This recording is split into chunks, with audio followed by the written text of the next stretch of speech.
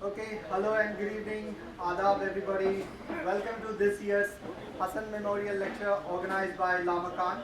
And this year we decided to have Professor Faizan Mustafa Saab to deliver the Hasan Memorial Lecture. And he is very kind enough to agree to be here. We did a lot of email correspondences, and that's the reason he's here. So thank you so very much, sir. So before I introduce and hand over the stage to Professor Faizan Mustafa Saab, let me quickly brief you about the Hasan Memorial Lecture and its genesis. Janab Moeed Hasan, in whose memory the annual lecture is named, was a scientist, a photographer, an environmentalist, and a person with a deep concern for the lives of ordinary people. His house, which is named Lama Khan, we are all seated here, and has always been very, very intrigued and dedicated his life to the cultural parts of Hyderabad. And Hasan Saab left behind an imagination of what an engaged life is. And from science to art to environment, international affairs, he encompassed a vision of how we must live our lives meaningfully. The Hasan Memorial Lecture was instituted in the year 2014 and is held each year at Lama Khan in the month of August, and with an eye to emergent political and economic crisis in India, South Asia, and also the world. It's one of our single most programming effort each year, which draws a significant audience. The previous edition of the lectures were delivered by Professor Kodandaram, Professor Jayati Ghosh, Professor Gale, Bharat Patankar, Siddharth Vardarajan, T.M. Krishna, Seema Chishti, etc. Today's lecture, Uniform Civil Code, Why and Why Not is the title, and which is a burning topic and created a lot of apprehensions and ambiguity in the minds of many of us. A few words about the speaker. We need no introduction about Faizan Mustafa Saab because we lived here for quite some time and we are all aware of his contribution. But for those who are new, Professor Faizan Mustafa Saab is currently the Vice-Chancellor at Chanakya National Law University, Patna. He is also a professor at the Faculty of Law, Aligarh Muslim University, former Vice-Chancellor, NALSAR University of Law, Hyderabad, former Vice-Chancellor, National Law University Odisha, former President, Consortium of National Law Universities, and former President, Shastri Institute of Indo-Canadian Studies. Ladies and gentlemen, please join me in welcoming Professor Faizan Mustafa to deliver the 9th Hasan Memorial Lecture. Good evening, Assalamu alaikum. I think Lama Khan has become India International Center of Hyderabad. When I came here for the first time, it was a book release of my young friend Hilal, Siyasi Musalman.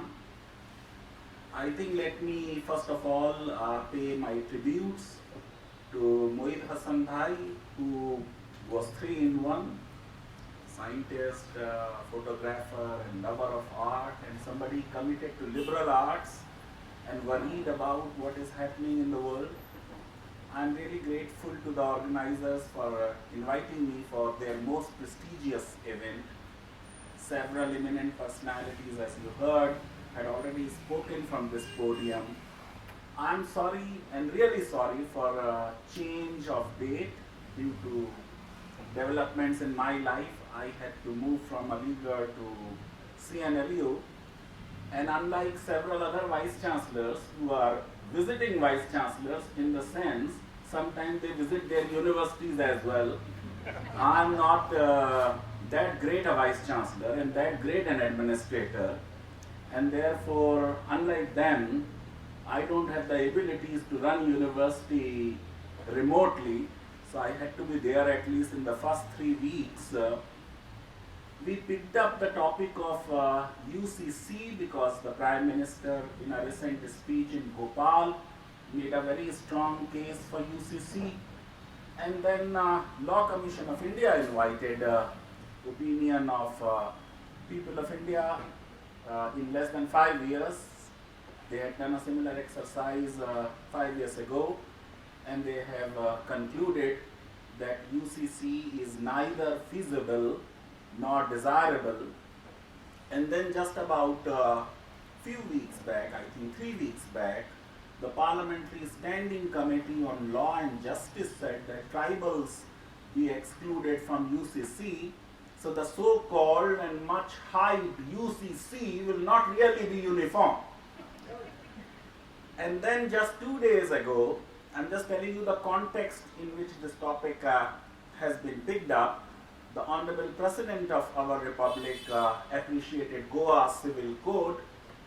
2 years ago, the Chief Justice of India had said that Goa is the shining example of a uniform civil code. I had to write a rebuttal in Indian Express to say that neither it is uniform and nor it is a shining example of uniform civil code. It does permit limited polygamy, and it is not absolutely gender just. What is my position? I have spoken and written in last so many decades on uniform civil code, and I have been consistent that I am for uniform civil code, but when I said it recently, many friends in Aligarh said that I have joined the Hindutva brigade. And my case has become like that, Zahide tang nazar ne mujhe kafir jana, aur kafir ye samajhta hai ki Musalman hu main. My problem is that I am a constitutional law teacher who is wedded, in addition to Dr. Era, to constitutional values and mandate. And therefore, I favor secularism and freedom of religion because Constitution talks of liberty of thought, belief, faith and worship. I spoke without fear on CAA because as a matter of principle, Constitution opposes religious test of citizenship and favors citizenship by birth, though the Citizenship Act diluted this liberal idea of citizenship by birth, first in 1987 and then in 2003 and then recently. I also spoke and wrote on 370 again because of a constitutional principle of federalism, which Supreme Court said is the basic structure of the Constitution.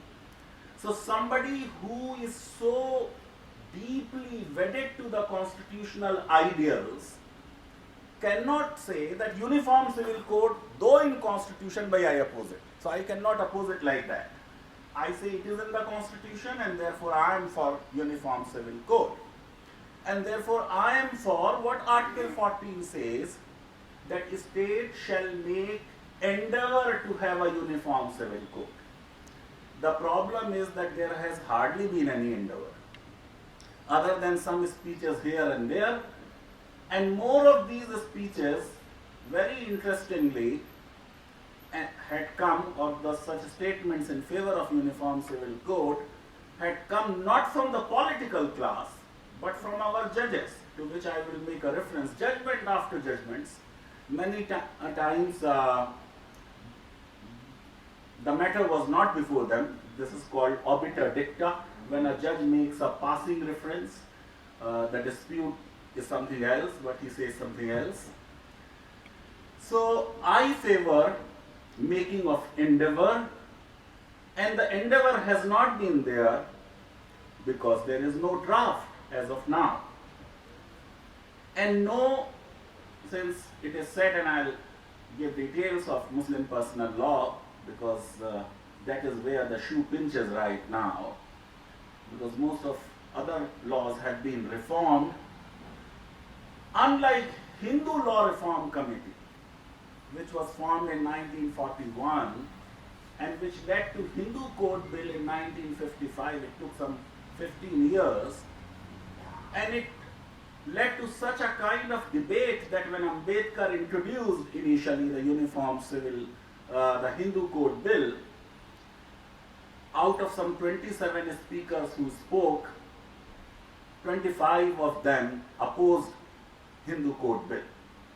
The President of the Republic, Rajendra Prasad, said, "I will not sign it if it is passed by the Parliament." People said on the floor of the House that Ambedkar is taking a revenge from the caste Hindus, he being a Shudra. There were protests organized. In 1949, as many as 74 protests against the Hindu Code Bill were organized in Delhi alone. Ambedkar had to resign as a law minister. The code had to be diluted, and it is to be passed after few years, not as one code. So we could not give one code, one uniform code even to Hindus. And there is no uniform law, as I am going to tell you in few minutes, even for Hindus, what to say for the entire country. So my position is very simple. Form a committee like the Hindu Law Reform Committee of experts for Muslim law. Let them first deliberate and come up with a report that what are the areas that require reform and how those reforms are to be really undertaken. So take the baby steps towards uniform civil code, and I have repeatedly said that I am for a piecemeal reform. Reform something today and another thing tomorrow and a third thing day after, rather than doing it in one go. If it is going to polarize our society, if it is going to allow hijacking of this debate by the fundamentalists on both sides now, earlier only one side fundamentalists were against uniform civil code. So don't allow hijacking of debate. I had therefore favored and welcomed when Uttarakhand Chief Minister took the initiative on the last day of the election campaign, and I had said that law reform, it has nothing to do with elections, and therefore law reform and electoral battles should be delayed. Nevertheless, when he formed the committee, I was disappointed, and I had to write, the committee does not have any expert of personal law. And if a committee like this gives a report, it will not inspire the confidence. I am equally frustrated with the Muslim Personal Law Board, which has not taken any serious step towards this constitutional mandate.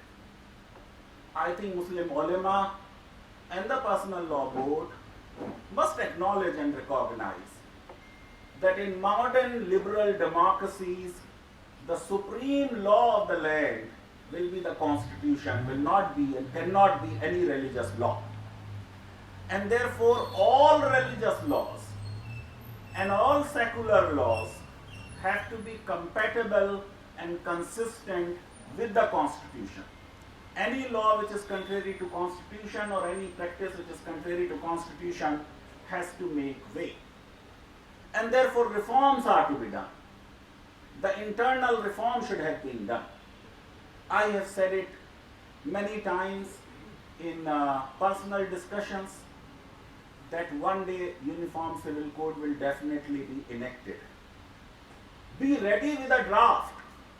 When the government is going to enact a uniform civil code, personal law board should be able to give them a draft. This is our wish list. This is what we want to be incorporated. Today, I feel sad to say that we don't have even one section drafted which we can tell to the government included. At the same time, I am conscious of the fact that reforming any law is difficult. I mean, the religious law is far more difficult. When untouchables were to be allowed an entry in the Hindu temples, the story goes like this, that there was a Pune pact, as you know, between Gandhiji and Ambedkar, but Gandhiji did not sign it. It was signed on Gandhiji's behalf by Madan Mohan Malviya, who was a representative of Hindu Mahasabha as well as of Congress and a representative of caste Hindus. And Gandhiji, as you know, was on a fast. After the signing of the Pune Pact, by which the untouchables were to give up their right to separate electorate, and they were given a large number of reserved seats, Gandhiji did not break the fast. And he said, there are two more conditions. Then only I will break the fast. First, that the British government should accept Pune Pact. And two, the caste Hindus must take a vow that they will take all initiatives to ensure entry of untouchables in the temples and in the secular places. And therefore such a public oath was taken on 25th of September 1932, and Malviya ji was leading it under pressure from Gandhi. And then on 30th September, just after 4 days, another meeting was held where it was diluted, and it was said, don't take any coercive measure, just persuade people and do it.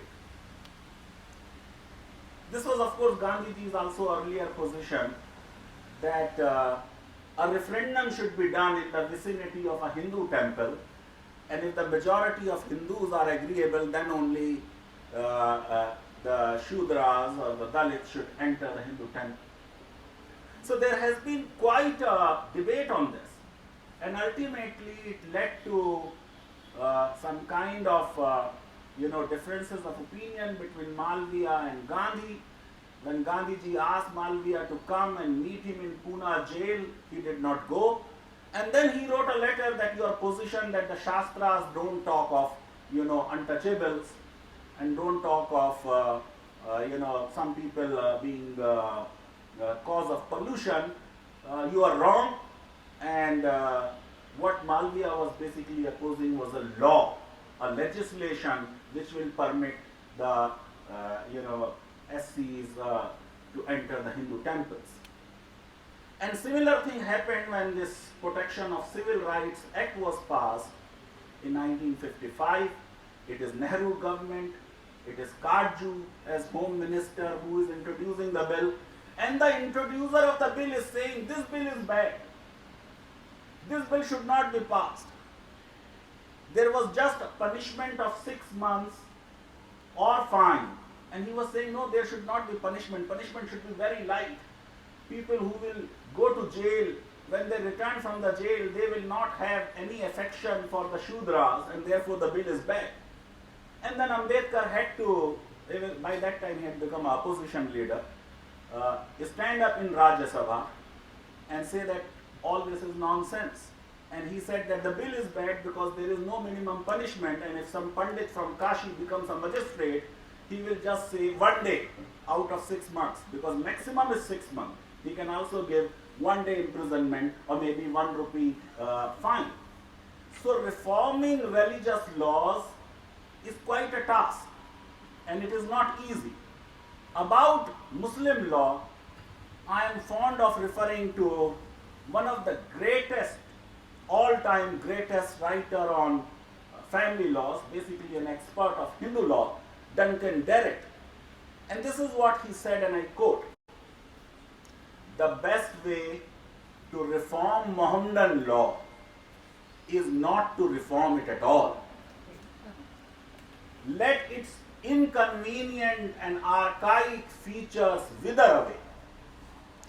Once it is accepted that that is the policy, it will wither away fast. If there is a frontal attack on personal law, it will survive with the tenacity it has been unable to show in countries where the majority of population are and always have been Muslims." And if you do not make too much of an argument about Muslim law reform, then it will wither away. It will wither away fast, the way it has to some extent or great extent withered away in the Muslim countries. Now the topic says why uniform civil code and why not.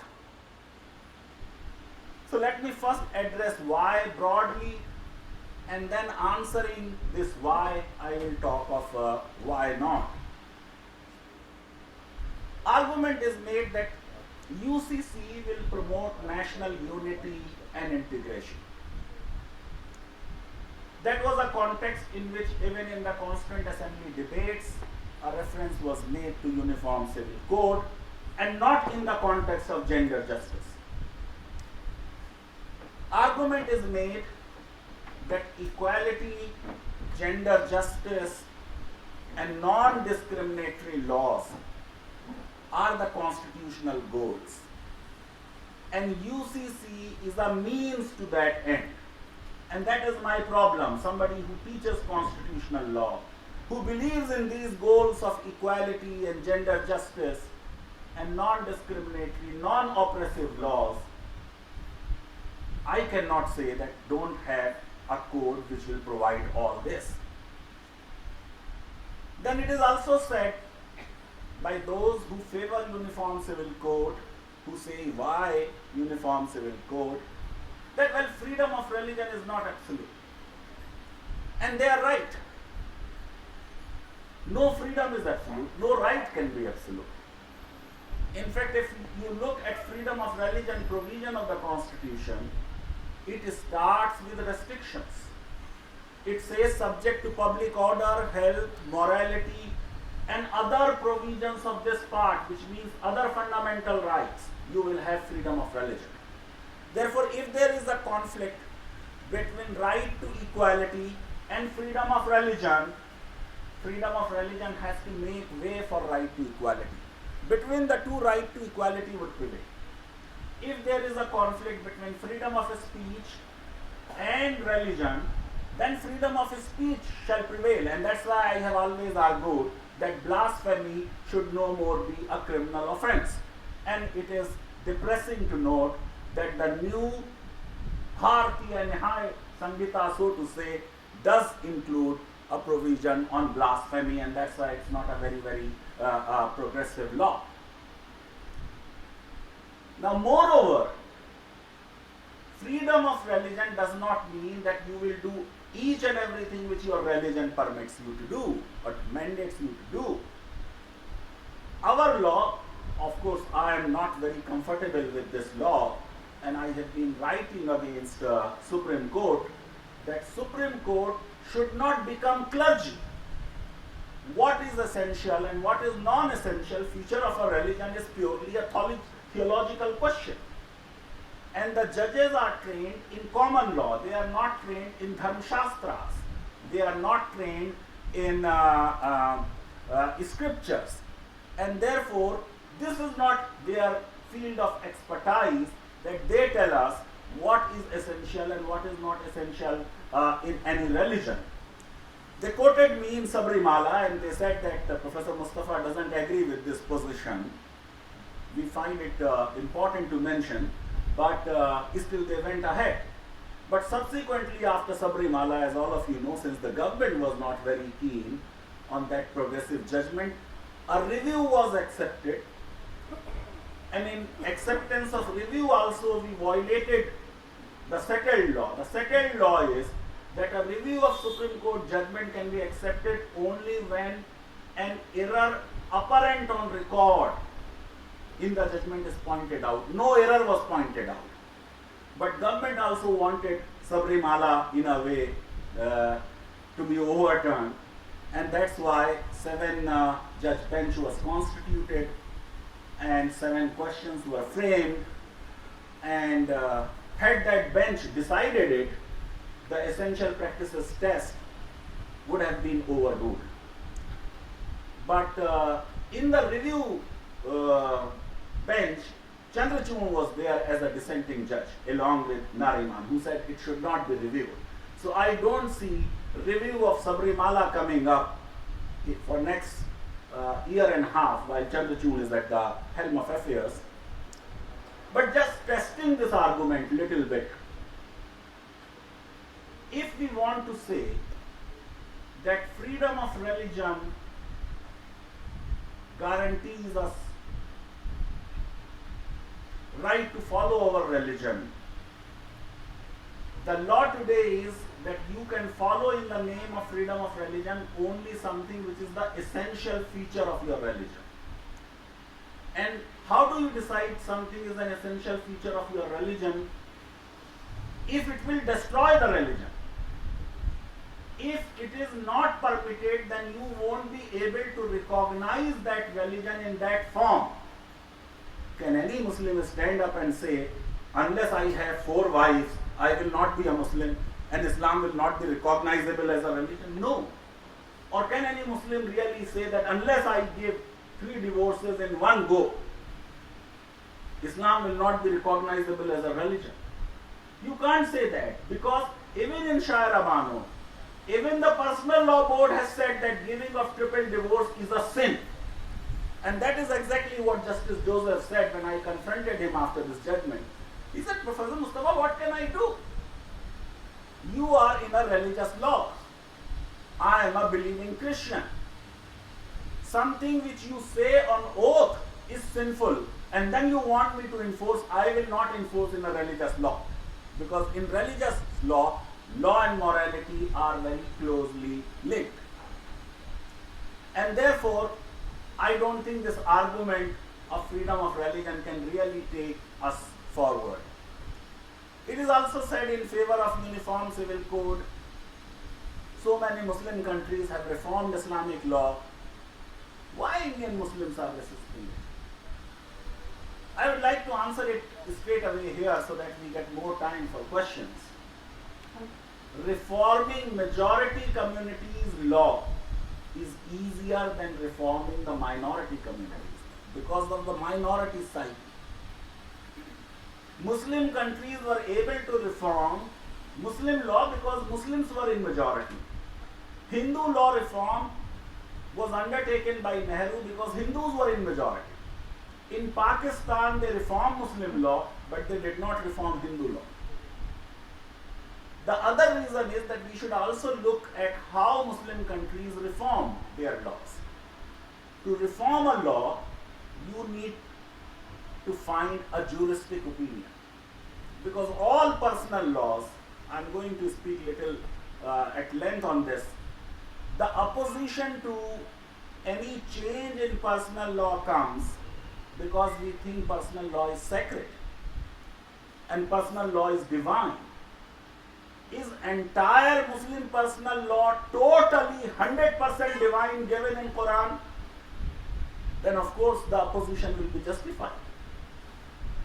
But if it is a juristic law, a jurist given law, Muslim law or Hindu law, like Roman law, is jurist given law. Manu was not God, he was a jurist. Imam Abu Hanifa or Imam Shafi'i or Imam Malik were neither God nor prophet.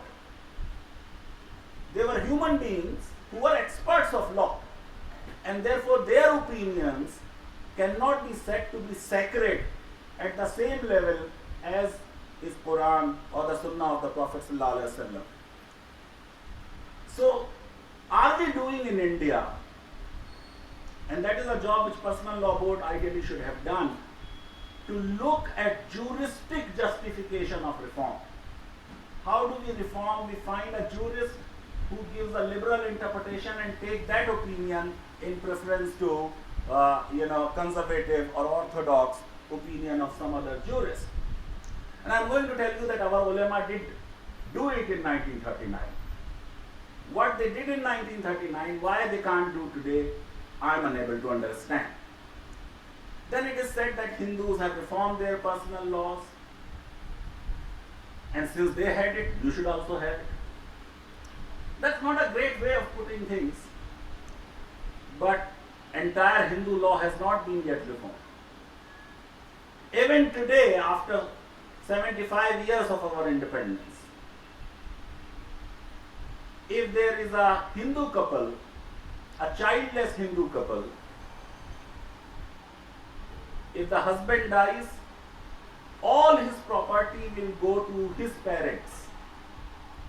If the daughter-in-law dies, all her property will also go to father-in-law and mother-in-law, and not to her father and her mother. When we made Hindu Succession Act, we could not provide a right to ancestral property. We could not make daughter as a co-partner. Wife is not a co-partner even today. And we should also see whether the law reform has really paid off. Because what did we do? Looking deeper into the Hindu law reform, if that is a recipe, then we should say whether this medicine has worked well. If it has not worked well, then we should not experiment. We should rather learn from others' experiment. Aap khud tajarbe mat kijiye. We said that in the self-acquired property in 1955, daughter and son will get an equal share in the property. In the property of a Hindu, whatever property he acquired, if he is a professor or an IAS officer, not his Dade Ilahi property, not his ancestral property, which will go to the Hindu joint family, where daughter was not even an heir until 2005. In the father's self-acquired property, daughter and son will equally inherit. And we said, look, Muslim law is so bad. Daughters get half a share, and therefore it must be reformed. Simultaneously, we gave a right to the father to will away his entire property to whomsoever he wants. And as a result, most of the fathers, what they do? They do, कन्यादान तुम्हारा हो गया, जो कुछ देना था दे दिया जहेज में, ज्वेलरी वगैरह. Now no share in property. Entire property they give through will to the sons, and that is reflected in the ownership. After 70 years, look at how many Hindu women own what quantity of property. They should own the same quantity of property which their brothers or the Hindu male are owning. But that is not a case. The difference is of maybe 1/10, 1/20. And in any case, we must also understand we are a patriarchal society. Even where property is registered in the name of a woman, because you have to pay less registration fee or registry fee, does she control the property? No, the papers will be with me. I will sell whenever I want. She can't sell. And that's why we need to understand what Duncan Barrett is saying. It's not easy when religion is involved to reform laws. It is also said, and as another argument, oh, Muslims have abandoned Islamic criminal law, Islamic commercial law, Islamic constitutional law. Why there is this similar uniformity under UCC? The brief answer is, criminal law is an instrument of a state. Marriage is not an instrument of a state. Whom one marries is a personal matter. And therefore, state took the initiative. If tomorrow state passes uniform civil code, Muslims can do nothing about it. So why state has not passed it? But the real reason is this, that there is a continuity with the Mughal Empire. Mughals as a policy did not interfere with the religious laws of Hindus. And when British came in, they continued this policy. Don't interfere in religious matters. And that's how this whole idea of personal law was born. Let me now respond to the question, why not uniform civil code? And you now know that I am a votary of a reform, and I am also for UCC in piecemeal. But let us look more closely on the question of a Muslim personal law and Muslim resistance to reform, and look at the root problem of resistance to reform. I personally believe that personal law and Sharia are two distinct words. Generations of Indian Muslims have confused them and taken them as synonymous. Sharia and Muslim personal law are not one and same. And why I am saying so? Because the word for law is fiqh, not Sharia. So what is the difference between fiqh and Sharia?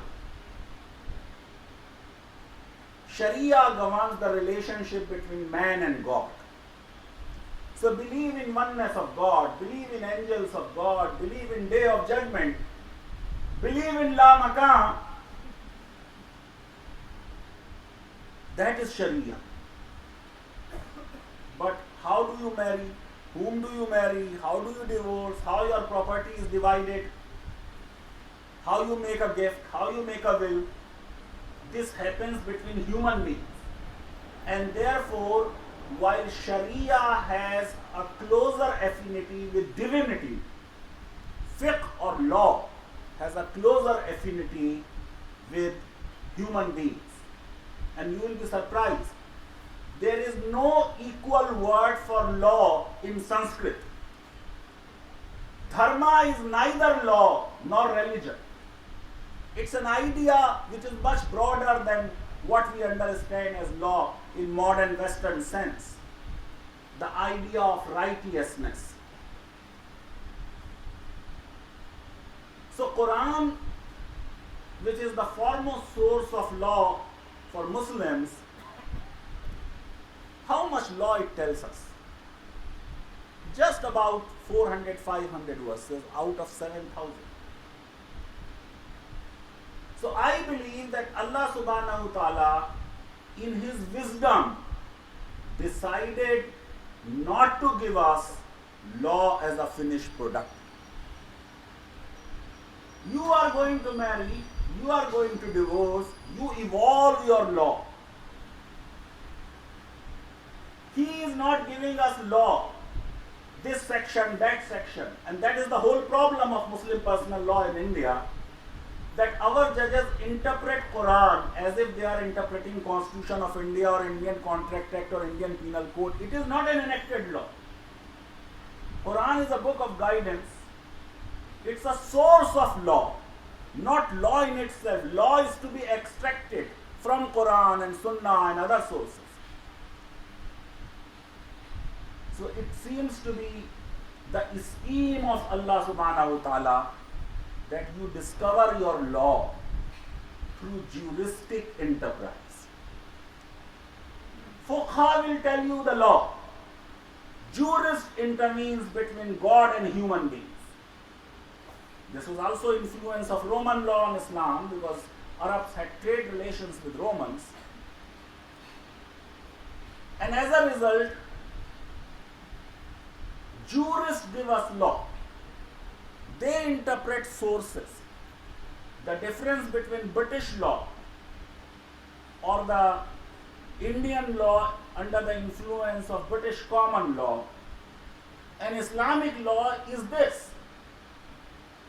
In British law or Indian law, law is made first and interpretation comes from judges afterwards. Parliament will first make a law, then judges will interpret. Under Islamic law, interpretation comes first. And law is not interpreted. Sources are interpreted. So Quran and Sunnah and Qiyas and Ijma, they will be interpreted. So jurists would interpret Quran and Sunnah, Ijma and Qiyas, public interest, urf or customs, juristic preference, and all this except Quran and Sunnah are divine. Prophet was, of course, as per Muslim belief, was divinely inspired. So when you look at Muslim personal law, it is not entirely divine. because entire Muslim personal law is neither in Quran nor in Sunnah. What is your personal law?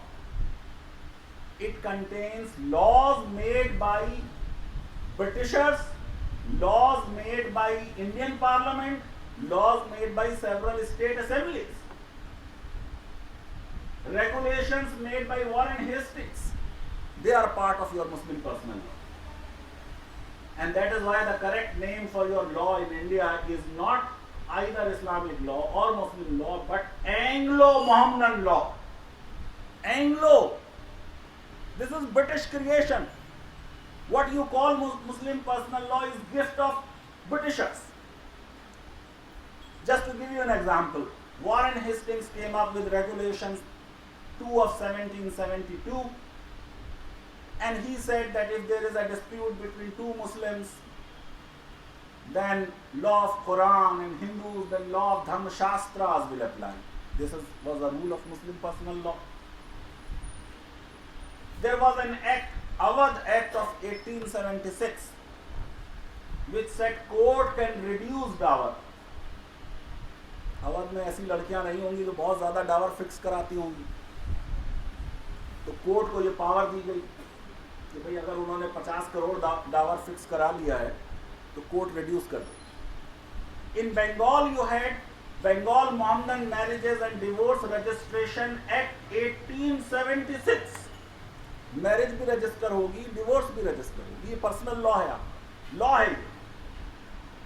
कहाँ लिखा है कुरान में कि register करो marriage? Assam Muslim marriage and divorce registration act 1935. Bengal में mandatory था, यहाँ voluntary था. उन्होंने कहा भी रजिस्टर करा लो तो बेहतर.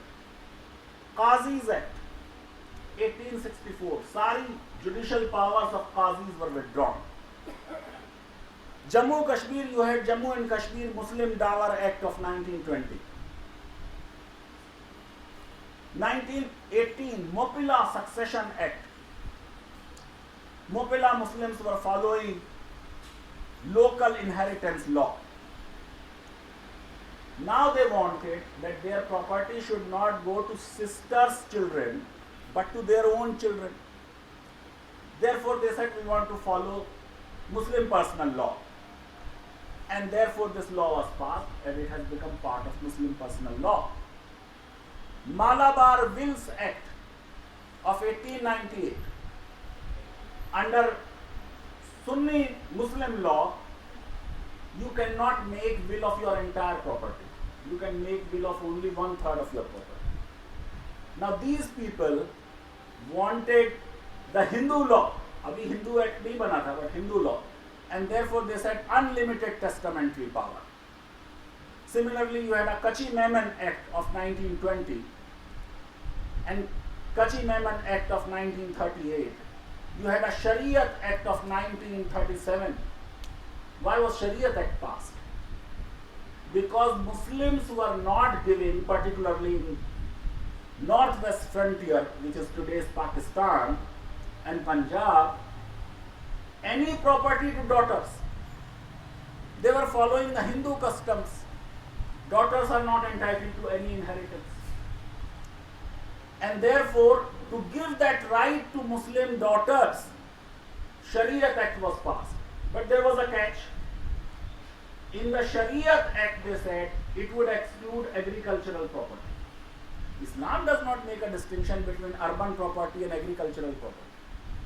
But Shariat Act says that Muslim personal law, Shariat Application Act, will not apply to landed property. मुसलमान जमींदार थे, जमींदार अपनी जमींदारियां नहीं देना चाहते थे बेटियों, तो वो exclude हो गया. Of course, there was another reason also, because it was a central law and agriculture was provincial subject. Then you got dissolution of Muslim Marriage Act 1939. Very interesting reason for this law. Even though Islam gives Muslim daughters, Muslim women right to divorce, but हमारे उलेमा उनको खुला तक देने को राजी नहीं थे. As a result, Muslim women had no option. If their marriage has failed, the only option available to them was to convert. Islam छोड़ेंगी तो marriage automatically dissolve हो जाएगी. So large number of Muslim women started converting to dissolve marriage. अब हमारे उलेमा भागे हुए अंग्रेजों के पास गए. उन्होंने कहा भाई ऐसा करिए कि ये कन्वर्जन के बाद मैरिज डिसॉल्व ना हो. बिल्कुल शरिया के खिलाफ है ये, बिल्कुल इस्लामिक फिक़्ह के खिलाफ है जो इनकी डिमांड थी. And the British government naturally said, then you make a way. Make a way. And that's how a right to divorce was guaranteed to them. And Muslim women are getting a right to divorce in 1939. Hindu women will get in 1955. And even today, 1939 law is far more liberal than the 1955 law. So you have so many laws. These are all personal laws. Then you had several judgments. Judgments of the British court, judgments of the Indian court. Shah Banu has become a part of Muslim personal law. Shaira Banu has become a part of Muslim personal law. So what is left of Muslim personal law after legislation and after judgments, the uncodified part is a very small part. And the fight is to retain that small part. Now that takes me to how Muslim law was developed. And you would be surprised that it took several centuries to develop after Prophet ﷺ. Some 300 years were taken to develop. भाई दीन तो मुकम्मल हो चुका था, अकमल तो लकुम दीनकुम पे. अब तो लॉ बन रहा है, दीन नहीं बन रहा है. दीन तो हो गया वहां, उस खुतबा हज में हो गया खत्म भी. Even Mughal emperors did not implement Sharia in totality. I am picking up example from Aurangzeb because he is considered to be the most conservative one, and he is the one who had got large number of ulama to sit together and to come up with a compendium of laws, what is said to be Fatwa-e-Alamgiri. So Fatwa-e-Alamgiri ke against Emperor Aurangzeb went, and he issued an edict, a decree on 16th June 1672 to the Diwan of Gujarat, suggesting the infliction of imprisonment instead of amputation. चोरी अगर कोई करे तो हाथ मत काटो, उसे jail में रखो. ये तो बिल्कुल आप मुस्लिम स्टेट है और औरंगजेब एम्परर हैं और फतवा आलमगीरी है और वो कह रहे हैं कि नहीं, इसमें आप जो हैं वो imprisonment दें. Similarly, in 1690, a Farman was issued by Aurangzeb. ये आज का झगड़ा चल रहा है अभी कि अगर किसी का बाप मर गया और चचा मौजूद है तो दादा की प्रॉपर्टी में जिसका बाप मर गया उसको प्रॉपर्टी नहीं मिलती. औरंगजेब का फरमान है प्रोवाइडिंग के इनहेरिटेंस दे दिया जाए to that grandson, the predeceased grandson. Okay, I'll quickly just conclude that it might, okay, it's okay. So number of decisions were given by British judges, Indian judges, which has become the part of Muslim law. Muslim law, is it uniform? It is not. So Hanafi law, Shafi'i law, Maliki law, Hanbali law, Shia law, Khoja law, Kachi Maiman law, it differs. So legal modernism rests upon the notion that the will of Allah was never expressed in terms so rigid or comprehensive as classical doctrine maintained, but it enunciates broad general principles which admit of varying interpretations and varying applications according to the circumstance. How do you interpret? What is the object of Islamic law? What is the object? What is the object of Islam? In my opinion, mercy or rahmah, compassion for weaker members of the society, fairness, good faith and justice. وَمَا أَرْسَلْنَاكَ إِلَّا رَحْمَةً لِلْعَالَمِينَ. Or as that in famous qawwali, Aziz Miyan would say, हमने चाहा था कि Taif पे क़यामत आए, पर ये महबूब की मर्जी थी कि रहमत आए. If rahmah is the object, then any rule which causes injustice, which causes difficulty, and it is an interpretative rule, that rule is to be relooked. Islamic law or even Quran, as I said, it did not completely change the local customs of Arabs. Number of customs were modified. So dawar was there, meher दौर jahiliya में भी था, pre-Islamic Arabia में भी था. But it was paid to the father of bride. So it was a bride price. बाप जो है वो अपनी बेटी का कीमत लेता था. इस्लाम ने उसे चेंज किया, रिफॉर्म किया, और उन्होंने कहा no, this dower, as Quran would say, pay dower to your wives as free gift.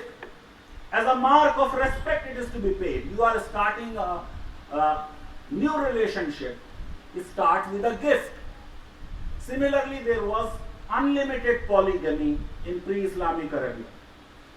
Hindus in India till 1955 had unlimited polygamy. Till 1955, just 75 years ago, 70 years ago, Islam modified it, restricted it to 4, and then put a very, very stringent condition of doing justice and also telling you will not be able to do justice, therefore have one, and therefore better not. The real rule is better not. Then there were innovations made. Since wife was treated in the pre-Islamic Arabia as a chattel, and a husband can easily, at any time, at any moment, divorce, and the relationship was ending, so to protect women, Islam said you can't do that. Give a 3-month notice. And that's how the iddat period came in. Of course, it also determines the paternity. At a time in India today, where adultery has been legalized, it is going to be a huge problem how to determine paternity. I am surprised. I heard that the Uttarakhand draft says that iddat should be removed. If Uniform Civil Code is going to include best provisions of all laws, I believe iddat provision should be implemented even on Hindus. For everybody, it is a good provision, because you would be able to determine the paternity of the child, and the husband will not have a right to give divorce straight away. Similarly, introduction of will. This was an Islamic innovation, and it initially said, bequeath equitably to your parents and to your relatives. The initial verse was this. Because prior to Islam, parents were not heirs. Prophet of Islam, being Prophet of mercy, gave a share to the parents. So a provision came in, make will in favor of your parents. By that time, that verse has not come, which fixed a share for parents. And therefore the whole debate whether it has been, abrogated or not, I am not having time to go in that detail. But what I am trying to say, that there are differences of interpretation. Interpretation cannot be sacred. Text is sacred. Now Quran, for instance, this was a verse in dispute in Shah Bano. Surah Baqarah ki chapter 2 verse 241, which said that make a fair provision for your divorced wives. Now, of course, it has been translated by some English translators of Quran as maintenance, which was quoted by Justice Chandrachud, and it created lot of hue and cry in the country. But I am taking you to early Islam, how this same verse over time was differently interpreted, not by Chanakya, but our own Qazis. So Ibn Jujara, Qazi of Egypt, from 688 to 702, considered this word mata as obligatory. Later Qazi Tawba ibn Namir opined that it was directed only to husband's conscience. And therefore when he provided for this mata, in one case, the husband said, because it says like this, that there is a duty on you to make a fair provision for your divorced wives. I think I need to stop. And this word, mata, he interpreted as recommendatory, not obligatory. Because some translators said it is a duty on the righteous, muttaqi pe duty hai. So this second Qazi, when he passed this order, the husband said, "Bhai, main muttaqi nahi.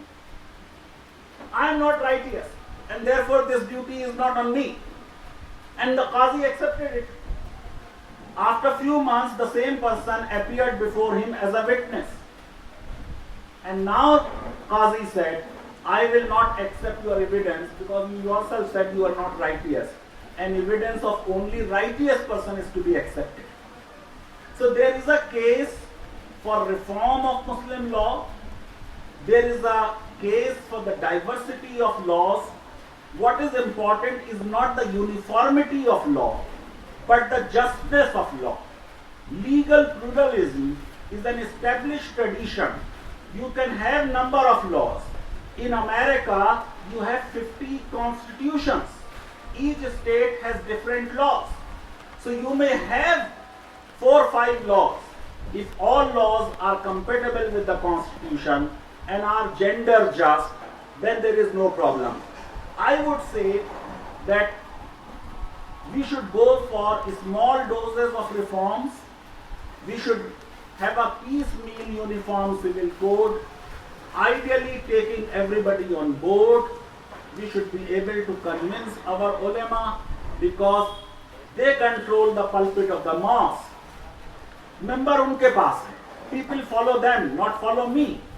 And therefore, what they did in 1939, that they borrowed the Maliki law.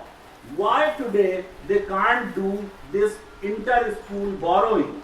I think the first stage of reform would be that at least to begin with, you borrow from other schools. That will solve 80% problem. Remaining 20% problem, look for a jurist. There are jurists who have interpreted things. Even for the drinking of wine, Hazrat Abu Bakr has put 40 lashes, Hazrat Umar said 80 lashes. So wherever there is an interpretation has to be keeping in mind the context and the circumstances. We should ensure that the constitution is the supreme law of land and no law can survive if it is inconsistent with the constitution. When this Quran came in, earlier women were not, having any right to property. In fact, they were inherited as property. Stepmothers were inherited by the sons and taken into marriage. Now, Quran talks of first category or the Quranic heirs. Out of some 12 Quranic heirs, it mentions as many as 9 are women. It was a major revolution.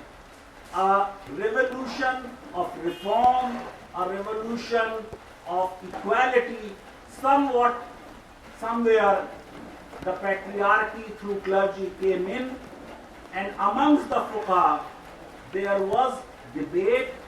They were respectful for each other's views. Even Imam Yusuf and Imam Muhammad, both were disciples of Imam Abu Hanifa, and they used to differ.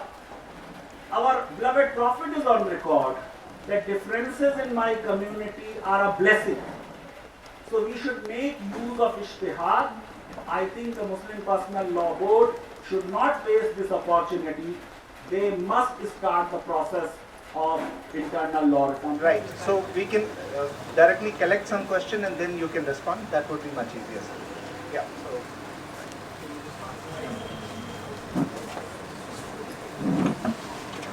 Hello. Sir, you have spoken about how the religious laws would reform themselves by just the so-called conservative things would wither away eventually.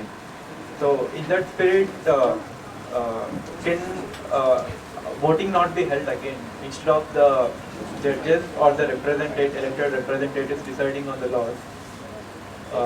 Eventually society will transform itself, and at a particular point in time, can we not have a system of voting within that particular religion again, whether they want the change in particular law? What are the flaws of this system?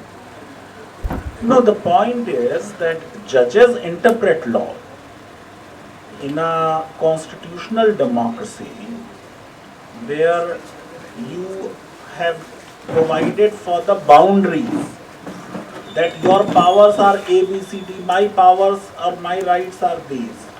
So if there is a conflict, there has to be some independent arbiter. So Parliament in parliamentary democracy is controlled by the government.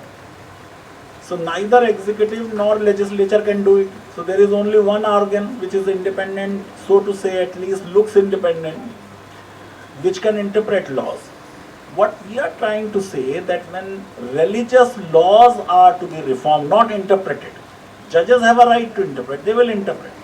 When they are to be reformed, it is better that reform process starts with the religious community. Hindu community, for instance, took the initiative to reform their laws. Of course, there was much greater need for reforms in Hindu law, because Hinduism being the oldest religion, so to say, in terms of civilizational journey, they did not have a provision of divorce, they did not have a right to property for women. So there was much greater need there. While Muslim law, compared to Hinduism being a modern law, because it was just 1400 years old, so there was less need of reform there. But that doesn't mean that Muslim law does not need reform. It has been reformed in number of Muslim countries. It can be reformed, and it can be reformed within the framework of Islamic law. If you reform law using the tools of that religion, it will have greater acceptance. Get my point? If you say on this point, Hanafi law is this, but I am going to follow the Shafi'i law.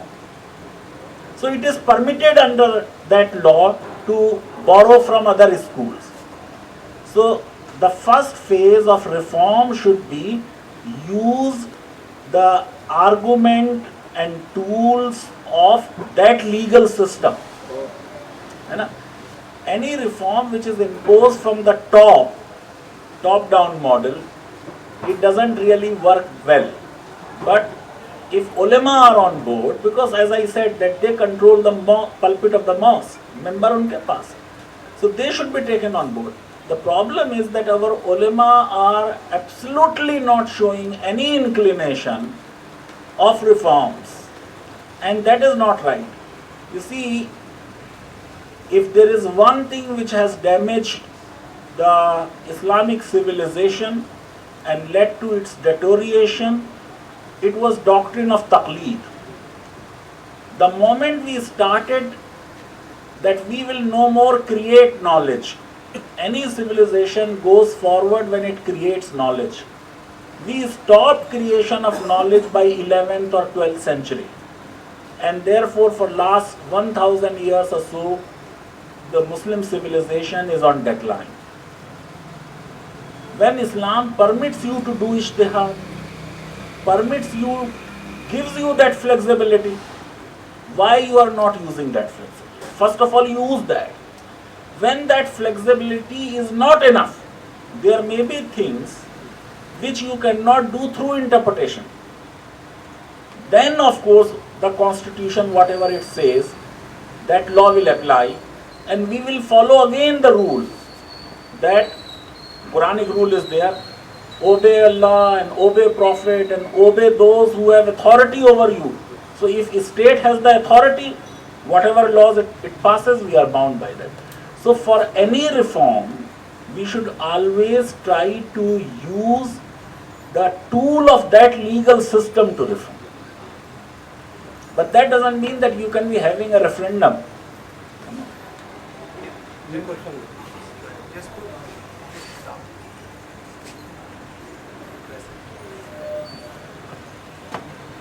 Good evening, sir. So I have one short question with you. What's your opinion on the point whether Constitution is consolidated or not? Constitution is? Consolidated, like this complete version. There is no way required to be included something. No. Consolidated, I mean. No. Constitution, no one generation can claim the monopoly of wisdom. The founders of the Constitution cannot govern us from their graves. And that's why the Constitution makes provision for amendment. So through amendment, you can add anything to the Constitution, you can also delete anything. What the Supreme Court has said, don't change the basic structure. Otherwise, you can amend any provision of the Constitution.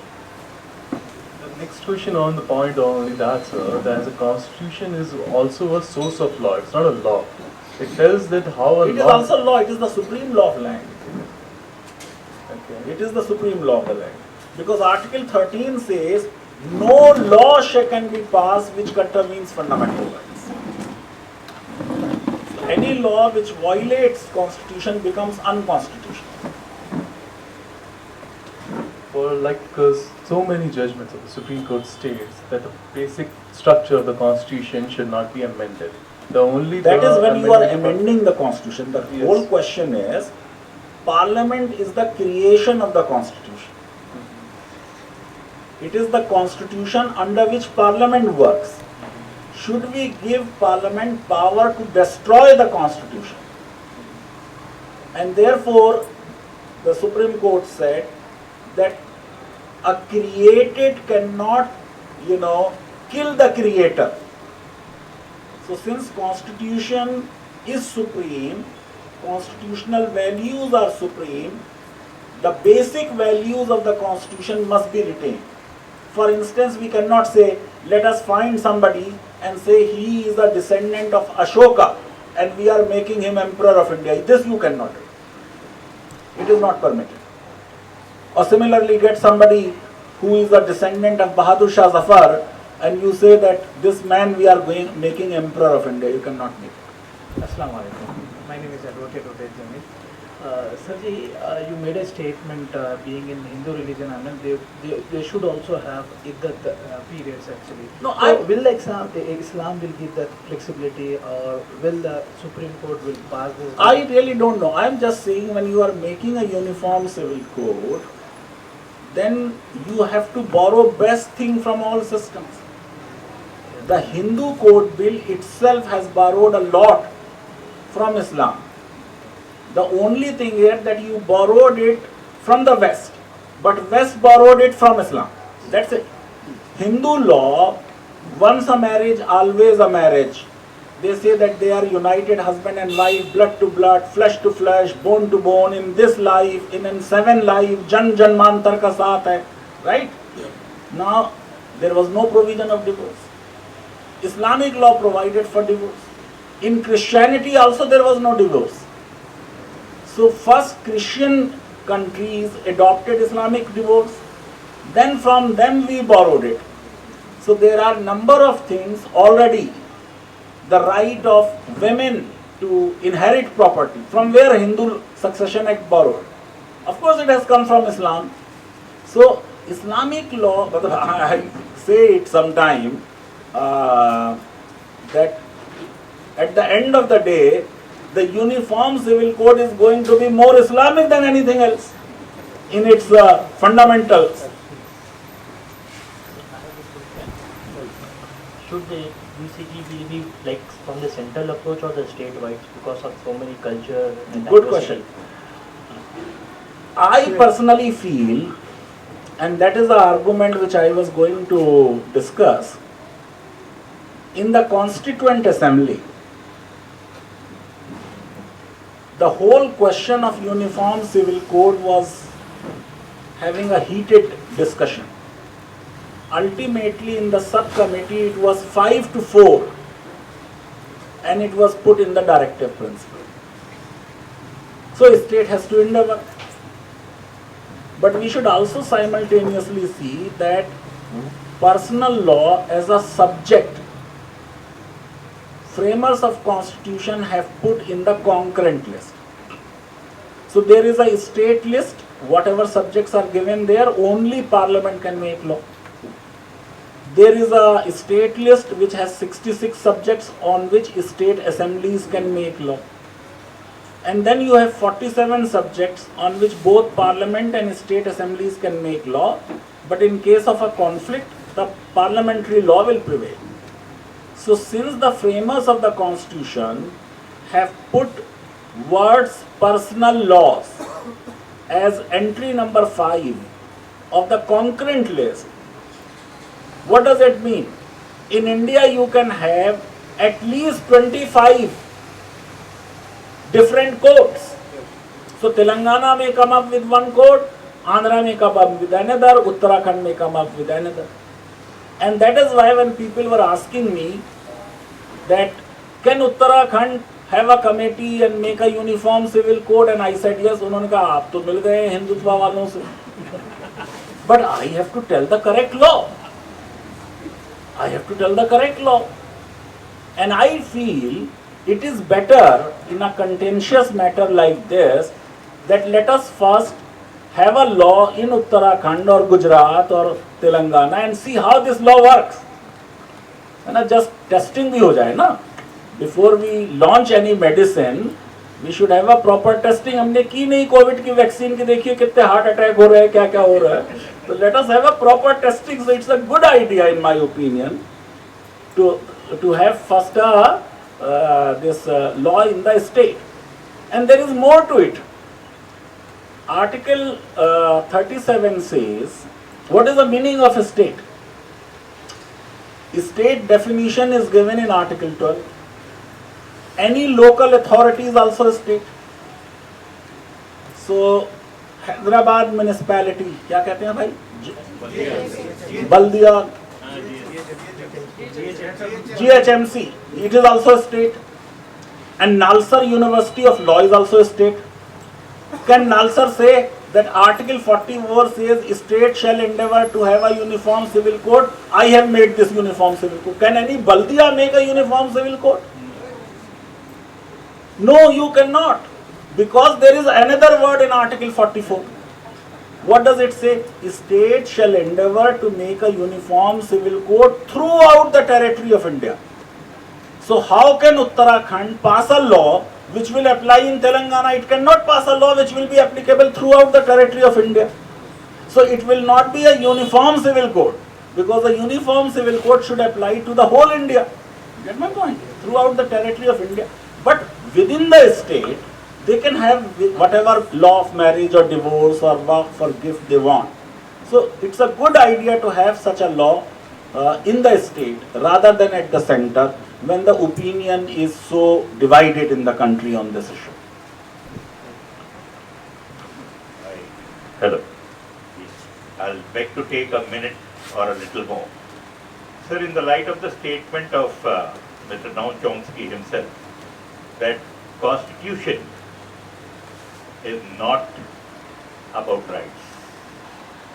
Constitution is about control. So it's very evident that in the present circumstances, at least from the past few years, triple talaq and all that, there is an endeavor, very determined endeavor to take control. Whether you give relief or not, that is not important, but the control should be there and it should be felt that this is there.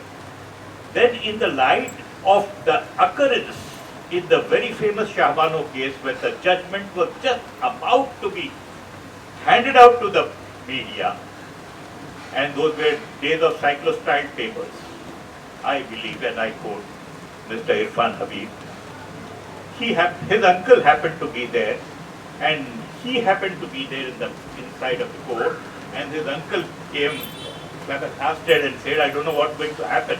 Well, what happened?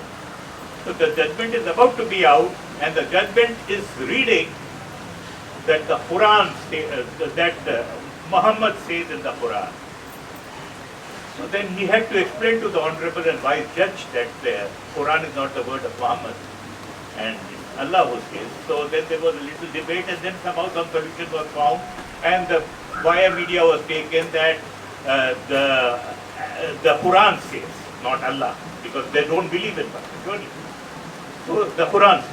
So this is the understanding of people, this is the understanding of the judges about a super sensitive case of that time which was keeping the entire country on tenterhooks.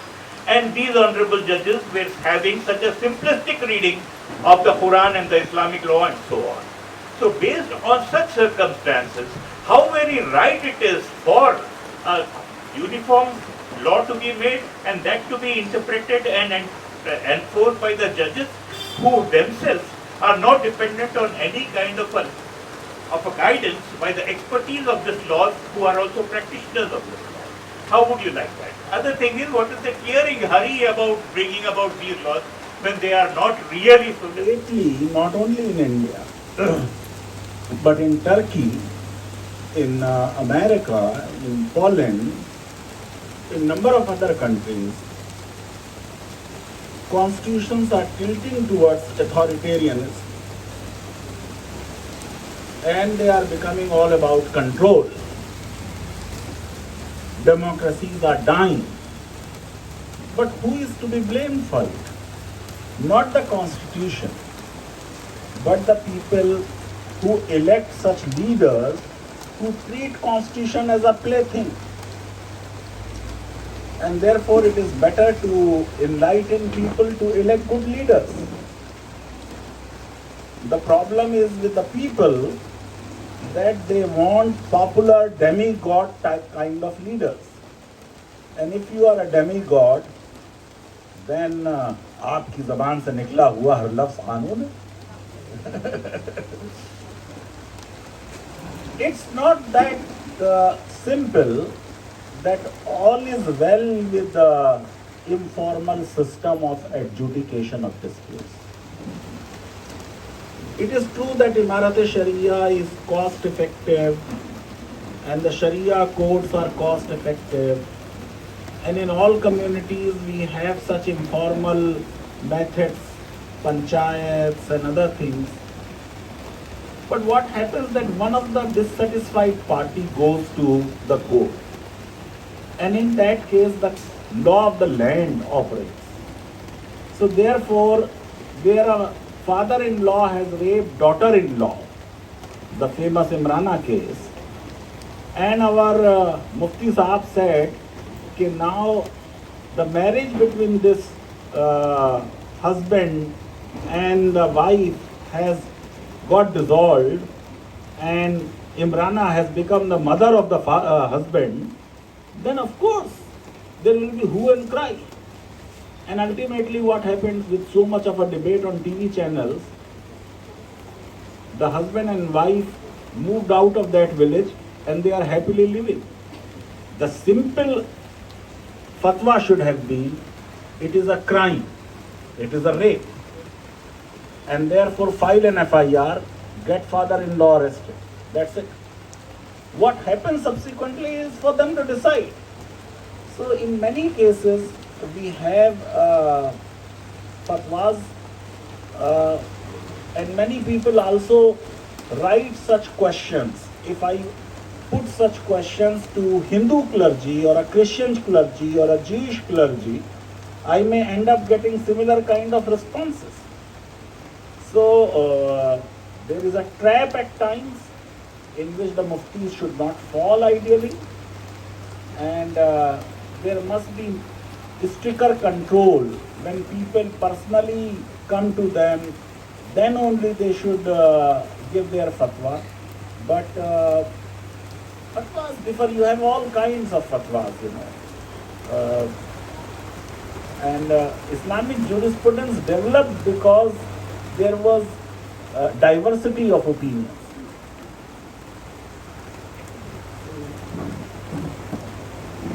Good evening, sir. I am Virendra. So, taking the example of Hindu marriage, we have a provision for Saptapadi, which is a requirement for solemnizing the marriage. But we see that based on the customs, there are diversity in India. Many marriages are solemnized from 4 circles round the fire. So, custom has to be accepted and it has to be respected everywhere. Considering this fact, how far it would be practicable in a diverse country like India to people come to a podium and try to establish or make a law, and more importantly to enforce it? How far is it required, or how far would it be practicable? The law making itself involves creation of exceptions. One of the problem of created by the British was that they undermined the diversity of the Hindu law. They also undermined the diversity of the Muslim law. So for Muslims, they have imposed the Hanafi law of everybody, and for Hindus, the Brahminical law, the Shastric law. So Hindu Marriage Act, which says that husband and wife should not be related to each other these many generations, from father side and mother side, it itself has an exception. That wherever there is a custom contrary to it, as per custom, whatever you do is right. So I have attended in Hyderabad weddings where the bridegroom was the real paternal uncle of the bride. So uniformity does not mean that you will remove all customs. So it's a, how do you draft laws? That is what the government is not understanding. In any uniform civil code, you have to create exceptions. And if you have exceptions, you cannot really say it is uniform. So, I think you just answered that partially, but from a perspective of a journalist and an activist who sort of needs to be voicing opinions or collecting opinions for public consumption, I want to understand in black and white, what do we say? Do we say we support UCC or do we say no? How can I decide for you? India I'm is saying generally, No. how do we structure this? Because Journalists are not supposed to tell people what to do. What people do, they should report. Sir वो बहुत पहले होता था, journalism बदल गया है। नहीं, आप value neutral journalism कीजिए. We should not try to create any opinion. So I will neither say you support UCC, I will nor say you oppose it. But I can tell you those who support, these are their reasons. Those who oppose, these are their reasons. I have at the outset told my opinion. My opinion is that I am for UCC, but I say do it in a piecemeal manner. Don't rush with it and don't do it in haste.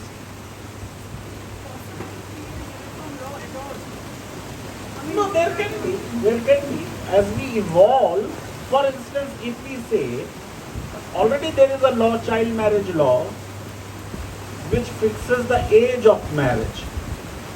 So it is a kind of a uniform civil code. So then maybe we should just call it reforming laws that are probably not good for public consumption. Why are we calling it uniform civil code? I think the concept itself is a little intimidating. I will tell you, I was having a discussion with a senior RSS leader, and after our conversation, he also said, well, Professor Mustafa, you are right, in no law word uniform is there, and therefore let us call it Indian Civil Code. Coming back to the roots. Thank you, sir. Good evening, sir. Actually, first of all, I have been your student. I have been a student, alumni of NLU. apart from that constitution, I learned constitution also.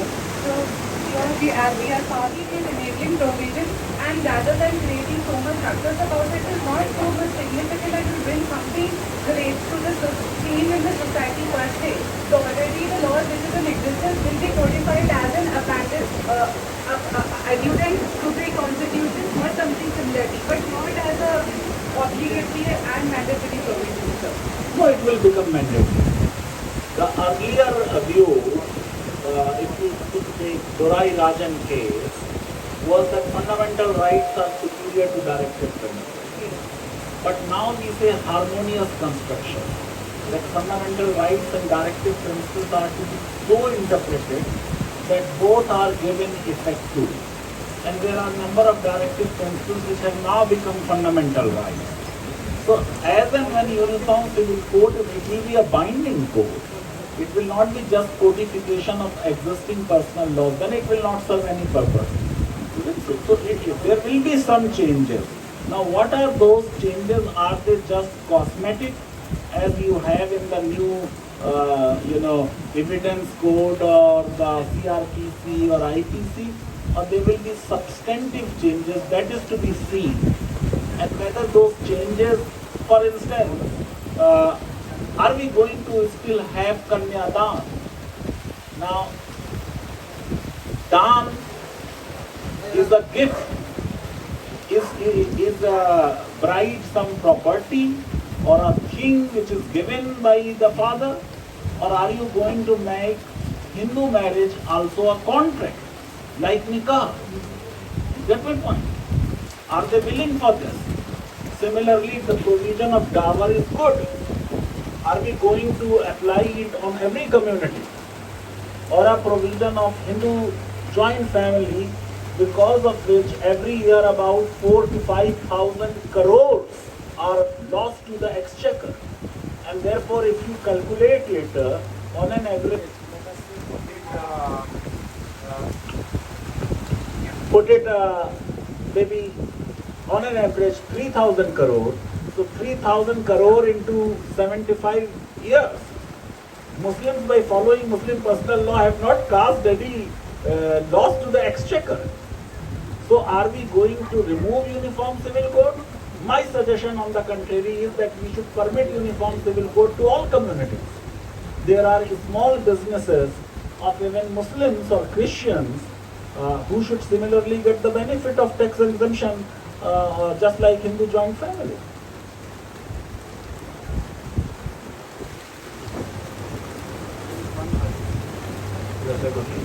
My name is Mohammad Mubin. I am a final year student of Sultan College. Like my question is UCC is just to the extent of controlling the personal rights? If it is so, then what would be the Article 25 from Article 25 to 30, like which talks about, which is in fundamental rights, Part 3, and the Supreme Court has also decided in the basic structure, like this Keshwananda Bharati case, like we cannot touch the basic structure. That's good. You have mixed up things. Basic structure is irrelevant in the context of UCC. Article 30 is irrelevant. Article 30 is saying minorities shall have the right to establish and administer educational institutions. It has nothing to do with personal law. No, it has nothing to do with personal law. Come to 25.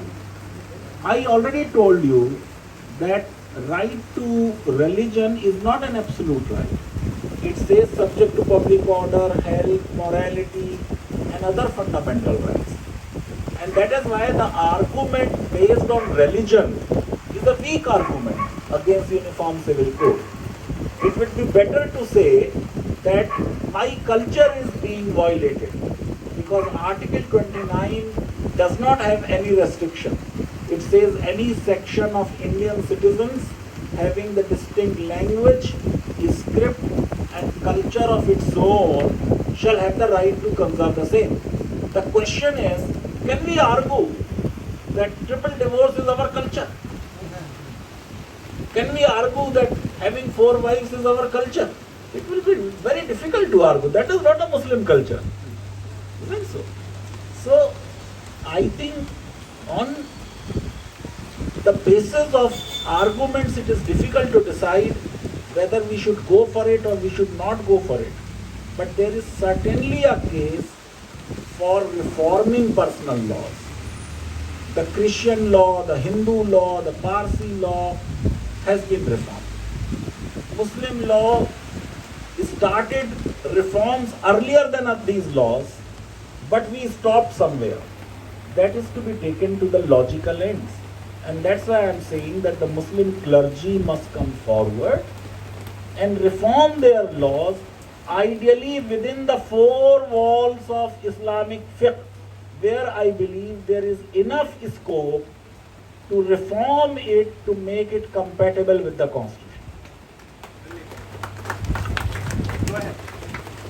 So I wanted to ask this, just in case UCC is implemented, most of the parts in our constitution we have borrowed from other countries. Do we have examples that UCC is implemented successfully in a country? If you go to Canada or America or UK or Germany, they all have uniform civil code. That's why I say... Does that affect the diversity of the country? It doesn't. It does to some extent, but not much. The point is to say that because of uniform civil code, Islam is in danger. This is a foolish argument. Islam is on rise, in Europe and in America. It is not going to affect Islam. Islam is too big to be affected by this. In any case, say X and Y are married. Let's say like this. And X gives Y triple divorce. And she says, get lost. I don't want to live with you. No law will be able to force her. Isn't so? So in personal matters, law cannot do much. But law cannot allow discrimination. So if one of them go to the court of law, then the problem is there. Then it will be decided as per law. So long both are, on one page, whatever they want to do, nobody can. After all, it is a civil matter. In a criminal matter, if you commit even 1 rupee theft, if the person whose 1 rupee you have taken says, no, maine maaf kar diya, it still doesn't matter. The prosecution will prosecute you. Because criminal law is the instrument of a state. Civil law is a private matter. It is said to be the one which is dealing with right to personal rights, not right in rem, what are said to be the rights available to the general public. So can we then conclude that it is not a Hindu-Muslim debate and genuinely against the... It is being laid out, unfortunately, as if, if you talk of it in the context of election, as Uttarakhand did it, then you are trying to tell somebody, देखो इनको ठीक कर रहे हैं. That is not right. Yeah, just a minute. The mic will come.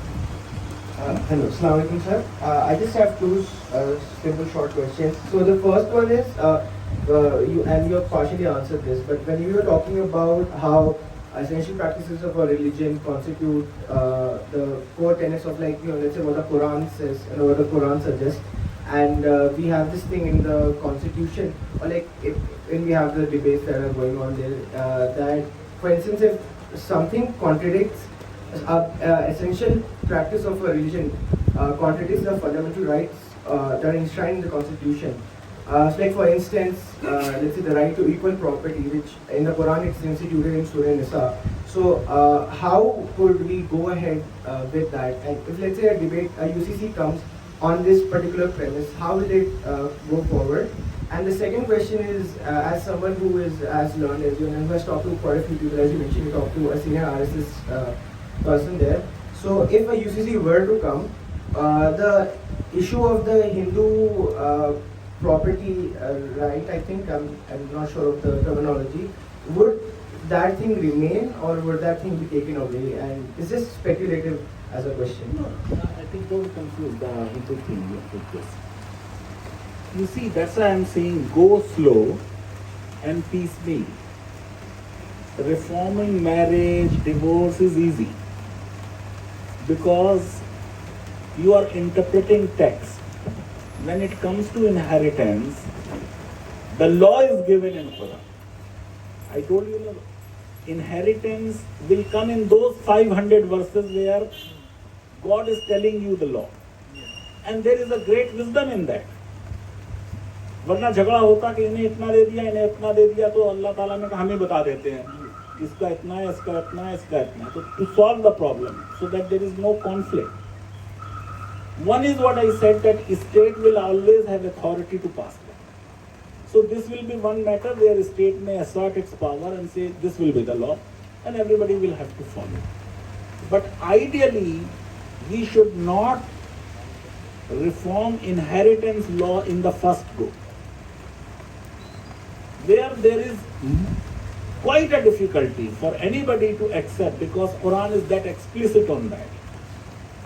So that should come at the end. We should, to begin with, reform those provisions about which you can have consensus, about which there will be least resistance. Don't go to the most contentious item. On Virasat, there will be a real debate. It will be very difficult, isn't so?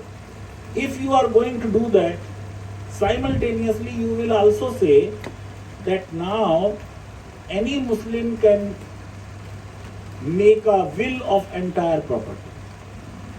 Or make a will, let us say make a will.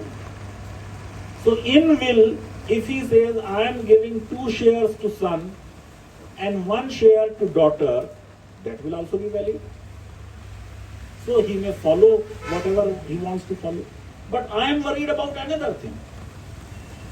Because if you permit a Muslim also to have an unlimited power to make will, Muslims are also like Hindus. दोनों एक ही हैं, इसी धरती के बच्चे हैं. So every Muslim or many Muslims may not give any property to their daughters, just like Hindus. So जो उन्हें आधा मिल रहा है वो भी नहीं मिले. That's why I'm saying that law reform is quite a complicated thing. We are making it as if बस majority है, बस पास करो जो पास करना है, वैसे नहीं होगा. So, in UCC, do you have prenup? Prenup in the Western countries, you have this prenup concept before marriage. Because what I'm asking is, currently the youth, they're getting married without reason and they're getting divorced without reason. Very good. That is the real problem. Then this UCC. I think so. But one more thing is, Madras High Court, Madras Bar Association passed a resolution about name change of Bharat. The IPC being changed. What's your opinion and what is Telangana High Court? You see, it is possible, in fact, and it is advisable to have prenuptial contracts. In fact, I would say, when you are going to have insurance for everything, let us have an insurance cover for marriage. If anything goes wrong, why not? No, it can be there by law also. You see, ideally the husband and wife should sit together and draft what will govern them.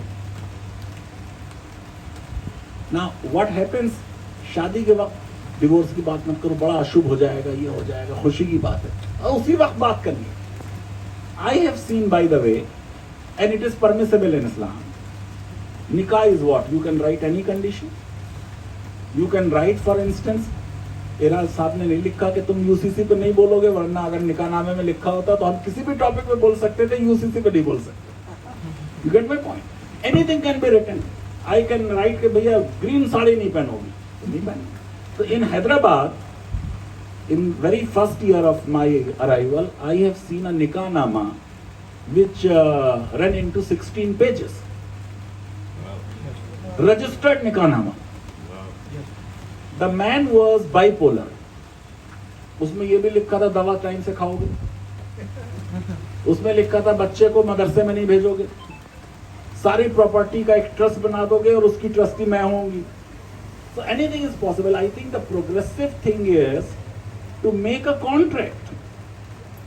And had Muslim ulama agreed to a model nikahnama, I think all the problems which are being raised in the context of Muslim personal law could have been solved.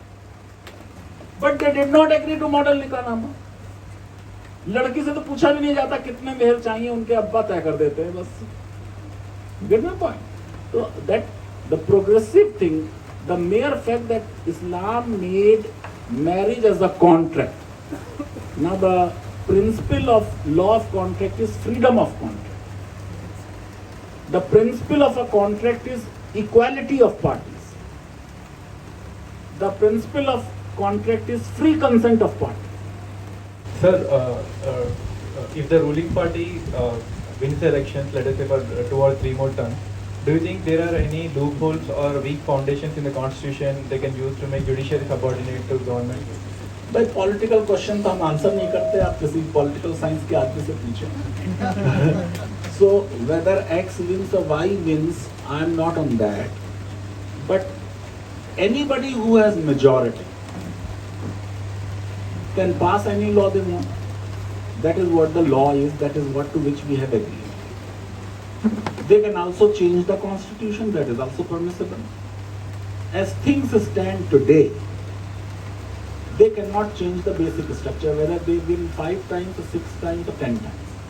But who can stop Supreme Court if a 15-judge bench sits tomorrow in the Supreme Court and says our judgment of basic structure was wrong? That's why I say that in law, nothing is written in stones. Anything can be changed. किसी law पे अपने आप को ज्यादा भरोसा नहीं देना चाहिए. Sir, with your permission, just to give a pertinent example of what sir said, what conditions can be put. The famous personality Allama Iqbal, he performed the nikah of Tasir Sahab. Tasir was the founder of the Progressive Writers Association in London, Premchand, Tasir Sahab or Gulkraj Anand. And Tasir Sahab's wife, a European lady, she said, I want to convert to Islam, but I don't like this thing called core marriage. I don't like that. So Iqbal told her that you can put it as a condition in the contract of the marriage. So it's as simple as I have seen during Mughal period, there are more than 1 dozen original nikah namas still available. There were 4 conditions which were generally written. You will not take a second wife. You will not keep a concubine. You will not hit. So there will be no domestic violence. And you will not give triple divorce. And then there are number of nikah namas available largely from Surat, where it is written that this nikah is subject to 4 well-known conditions. They are not mentioned. So it was that popular. I don't know how come our nikah namas have just become inki beti, unka beta, ye gawah, ye vakil, and no conditions there. So I think, sir, you can have it informally because it's already too late, sir. So, right, with your permission, I clearly tell you. Last one. Hello, sir. So I think religion is the only way of life. The term life is coming in the religion itself. So as you said, okay, like right to religion is not an absolute right. But for me, it's a relationship between me and the God. So I want to practice my religion on my freedom, right? Then when you are saying, okay, like right to religion is not an absolute right, but it's affecting my right to life. You have to live under Constitution. Constitution says freedom of religion is subordinate to all other fundamental rights. You want to live, you live the way you want. But if you marry and hit her, you say my religion allows me to hit her, then law will not allow it. Sir, like no religion is like promotes the... No, not all. If say for instance you want to take 4 wives and there is a law against polygamy, you will not be permitted. For Hindus, for instance, this is one of the major issues. Many Hindus, in spite of prohibition of bigamy, have bigamous marriages. The problem of second Hindu wives is the real issue for any uniform civil code. And now when these wives go to Supreme Court has said they are mistress. They will not have any right. So that is the problem. आपको दिन भर नमाज पढ़नी है, साल भर रोजे रखने हैं, हज करने के बजाय सऊदी अरब पूरी जिंदगी रहना है, रहिए, वो अलाउ हो जाएगा. लेकिन when it comes to human relations, जो मैंने बताया फिक्र, उसमें आप जो कहेंगे ये मेरा रिलीजन है, तो वो तो फिर कोर्ट देखेगी नंबर 1 तो है रिलीजन या नहीं है, तो कहेगी जो एसेंशियल नहीं है आपके रिलीजन में. दूसरी चीज ये कि जो चीज कॉन्स्टिट्यूशन से कंट्राडिक्ट करेगी, मैं नहीं बता रहा हूं, ये कॉन्स्टिट्यूशन है ना. और ये आइडिया के रिलीजन ने ये बताया है, ये बहुत डिस्प्यूटेड आइडिया है, बताया है नहीं बताया है, ये कैसे साबित होगा? Gate my point? You have to have that proof, for instance. That proof, in most cases, people were not able to discharge. I can tell you, out of some 41 cases so far, in which the plea in different religions was taken in the name of essential religious practice, in 39 cases they failed. Chaliye, thank you.